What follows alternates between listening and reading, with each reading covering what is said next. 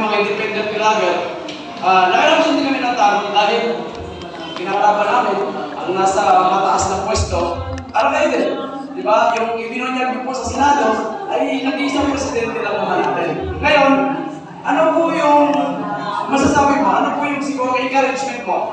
Na patuloy po tayo na lumaban at hindi po tayo makaramdam ng takot.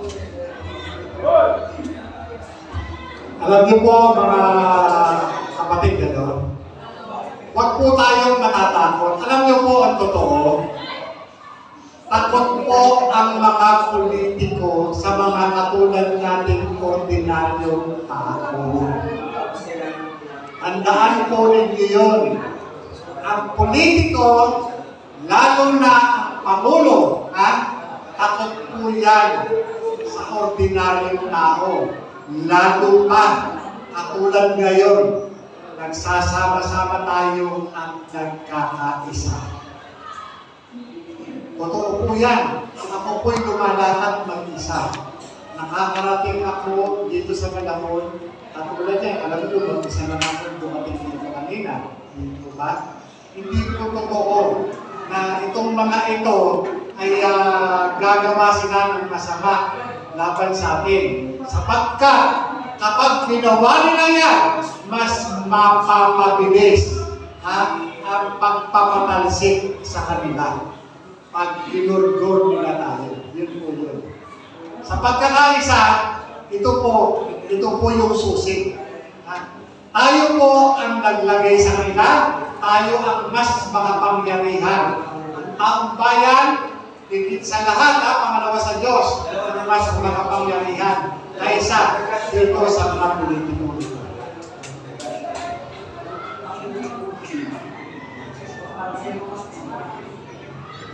Para sa iyo, ma'am.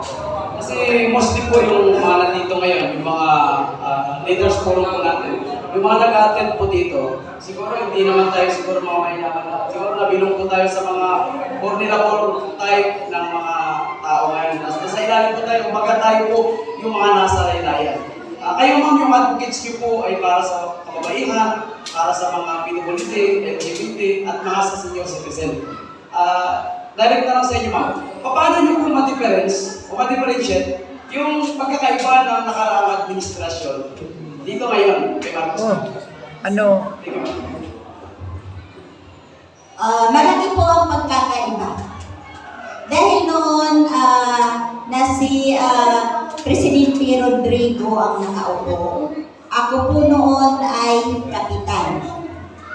Kapitan ako noon, nasa punong barangay ako sa barangay 164. Noon po, bago mag-pandemic, napakalaki ng ipinagbago. Dahil noon ang mga tao na mga nagtutulak ng drugs, natigil po yun, hindi man totally na natanggal, pero sila ay nanahimik po. Napakalaki po ng ipinagbago. At saka tayo noon, tayo na mga solo parent, kasi solo parent din naman ako.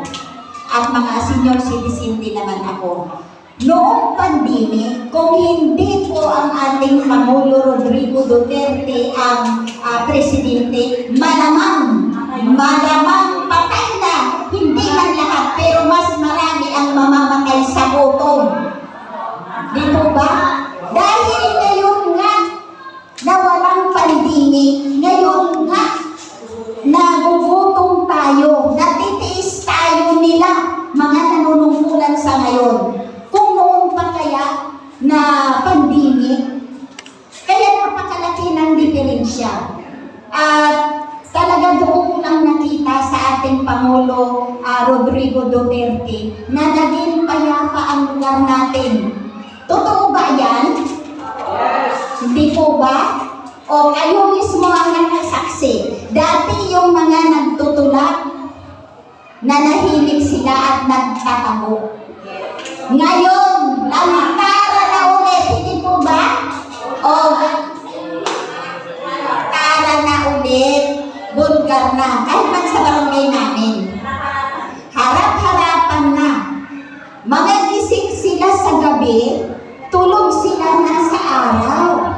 Kaya kailangan po, at noon talaga napakalaki ng diferensya ng noon na panunungkulan ng ating Pangulong Duterte at saka sa dahil noon tayo, pantay-pantay tayo na nabibigyan ng ayuda. Lahat po tayo walang pinipili. Opo, ngayon po, mayroon pa 16,000, may 8,000, may 5,000 pa, may 2,000 pa, may 1,000 pa. Di po ba? Lahat po na ibibigay sa taong bayan. Pero ngayon, halos lahat ng pera ng taong bayan ay napakalaki ng budget na po ng Pilipinas. Halos 6 trillion na. Pero lahat po na nabibigyan ng ayuda, yung malapit lang sa kusina. Aminado kayo dyan? Opo. Hindi po lahat nabibigyan. Saan ka naman nakakita? Ang bagyo, ang binaha ang Metro Manila, ang Marikina, at Ipolo, lahat dito sa Metro Manila. Pero saan namigay ng ayuda? Sa Davao, sa Mindanao. Ilocos, di po ba Ilocos? Sa amin, sa Samar, ang daming napiruhisyo doon, talaga ang daming apektado. Pero hindi man lang nila naabutan ng ayuda hanggang sa ngayon, naghihintay ang mga tao. Sa lugar namin, sa barangay namin, Barangay 164, walang ayuda na ibinigay ang ating Pangulong Bongbong Marcos. Talagang napakalaki ng diferensya. Bangag na bangag